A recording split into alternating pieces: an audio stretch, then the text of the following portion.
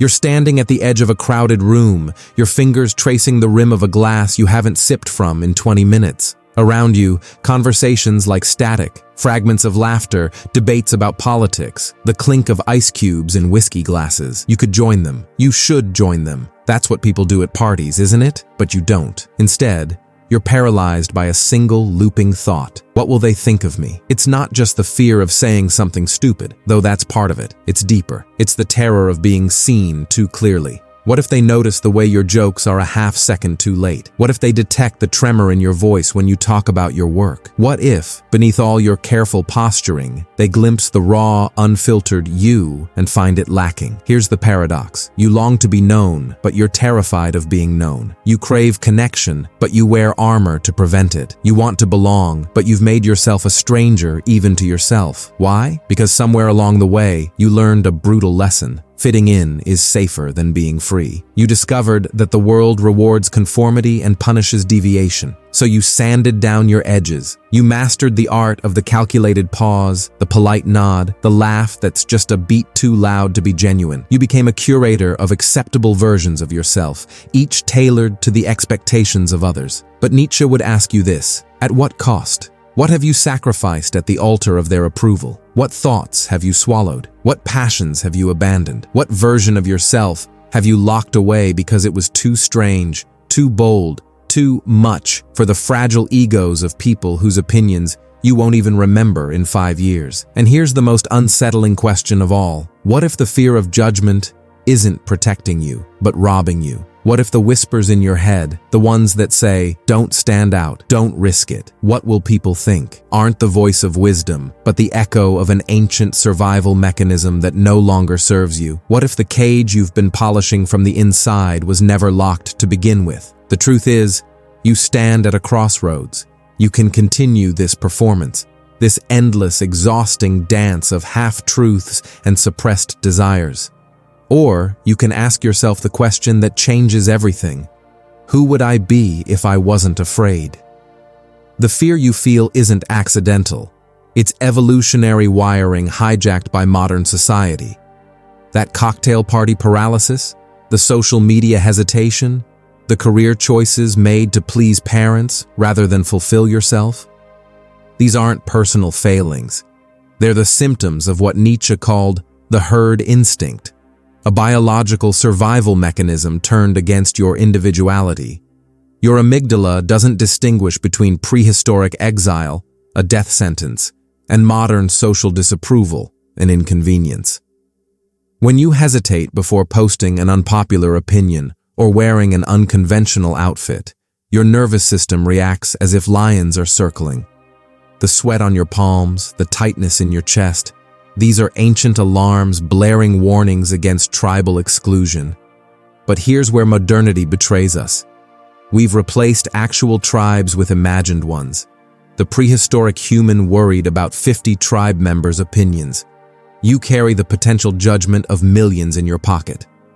Social media has weaponized our biology, creating what Sartre called hell, perpetual consciousness of being watched by an audience that exists mostly in our minds. Jung saw this as the birth of the shadow, the parts of yourself you disown to maintain social acceptance. Every time you swallow an unconventional thought, stifle an eccentric passion, or force an inauthentic smile, you don't eliminate that part of yourself. You simply banish it to the psychological underground where it festers as self-loathing or erupts as midlife crisis. The great philosophical irony?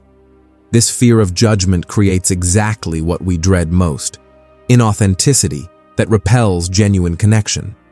Frankl observed in concentration camps that those who retained their core identity survived better than those who conformed completely. Yet daily, we voluntarily enter a different kind of camp, one where we police our own thoughts before the imagined guards can catch us. Modern capitalism compounds this. Huxley's Brave New World predicted it perfectly. We've created a society where people love their oppression, where we chase likes and promotions as substitutes for actual selfhood. The most insidious part? This system convinces you that wearing its chains is freedom. that the exhaustion of constant performance is just adulting, that your shrinking sense of self is maturity. The great philosophical irony? This fear of judgment creates exactly what we dread most: inauthenticity that repels genuine connection. Frankl observed in concentration camps that those who retained their core identity survived better than those who conformed completely. Yet daily, we voluntarily enter a different kind of camp, one where we police our own thoughts before the imagined guards can catch us. Modern capitalism compounds this. Huxley's Brave New World predicted it perfectly. We've created a society where people love their oppression, where we chase likes and promotions as substitutes for actual selfhood. The most insidious part? This system convinces you that wearing its chains is freedom, that the exhaustion of constant performance is just adulting, that your shrinking sense of self is maturity. Nietzsche's Zarathustra declared, "The spirit is a stomach." We've become consumers of others' approval, digesting empty social calories that never nourish. The more we feed this hunger, the hungrier we become, a vicious cycle Schopenhauer recognized as the treadmill of desire, where satisfaction always remains just out of reach. But the deepest wound isn't societal, it's metaphysical. Heidegger argued we're thrown into existence without explanation. The fear of judgment is ultimately a terrified response to this existential nakedness. We cling to social validation like a child clutching a blanket in the dark, not because it protects us, but because we can't bear the terrifying freedom of being wholly responsible for our own meaning. This explains why the most conventional people often seem the most anxious. Their entire identity rests on external validation, a foundation that constantly shifts beneath them. As Kierkegaard noted, the crowd is untruth. Building your selfhood on popular opinion is constructing your home on quicksand. The poison works slowly. At first, it's just small compromises, laughing at jokes that aren't funny, nodding along to opinions you don't share. But soon, the mutations begin. Your humor becomes safer, your passions grow quieter, your thoughts start censoring themselves before they even reach consciousness. Like a tree growing around a fence, you shape yourself to the contours of invisible barriers until the distortion seems natural. Neurologically, you're rewiring your own brain. Each time you choose conformity over authenticity, you strengthen what psychologists call the habitual self, the neural pathways of suppression. The Canadian psychologist Donald Hebb discovered that neurons which fire together wire together. Your fear of judgment isn't just psychological, it's physically carving new circuits into your gray matter, making each subsequent self-betrayal easier than the last. The most dangerous consequence isn't what you do, it's what you fail to become.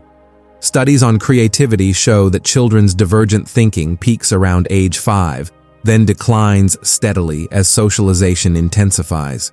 By adulthood, most people operate at genius-level creativity less than 2% of the time. This isn't natural development, it's cultural lobotomy. We're trading our innate brilliance for social approval credits that can't be redeemed for anything of real value. Socially, we've built what philosopher Byung-Chul Han calls the burnout society, a world where people aren't oppressed by external forces, but by their own internalized expectations. The average person now makes about 35,000 decisions daily, most filtered through an imagined panel of judges.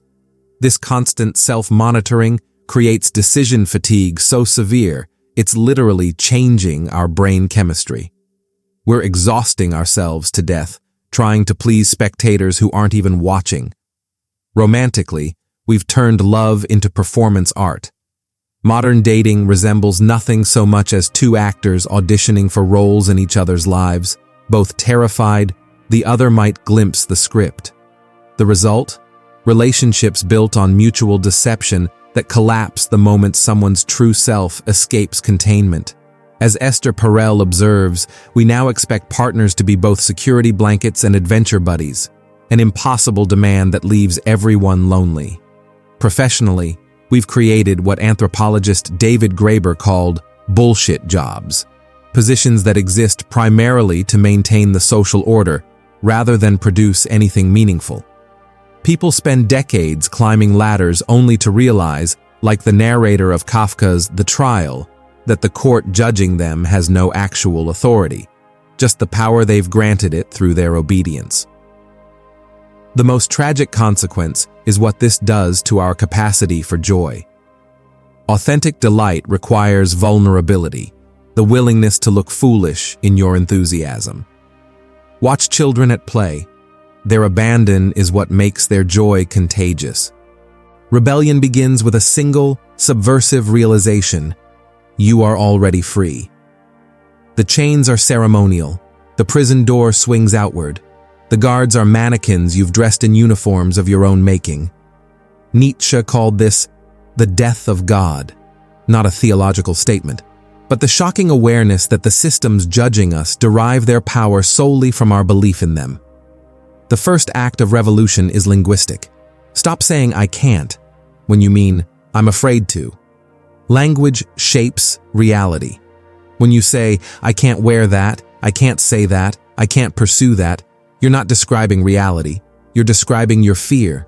Try this instead. "I'm afraid to wear that, but I could." Feel the difference? That tiny space between can't and could is where your freedom lives.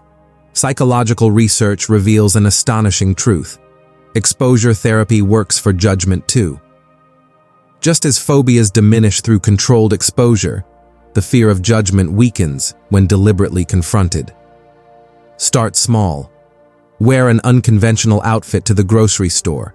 Voice a minority opinion in a low-stakes conversation. Dance when no one else is dancing. You'll discover what the Stoics knew. The anticipated shame is almost always worse than the actual experience. Most people are too preoccupied with their own performances to notice yours. Nietzsche's concept of amor fati, love of fate, provides the ultimate weapon. Embrace judgment as part of your evolution. When criticized, ask, does this come from someone living authentically? If not, their opinion is autobiography, not commentary on you. Reframe. This discomfort is the friction of my becoming. Alchemize. Use the energy of their judgment as fuel for your creativity. History's freest spirits share a common practice. They judge themselves by stricter standards than any external critic. Michelangelo didn't need the church to tell him when his sculptures fell short. His own standards dwarfed theirs. Virginia Woolf's internal critic made literary reviewers seem tame by comparison. This is the paradox. The most liberated people are often the most self-critical, but their criticism serves their vision, not others' expectations. Create a freedom ritual. Each morning, do one thing purely for yourself. Write a poem no one will read, sing off-key, wear something that delights only you. Each evening, reflect, where did I conform today? Where did I create?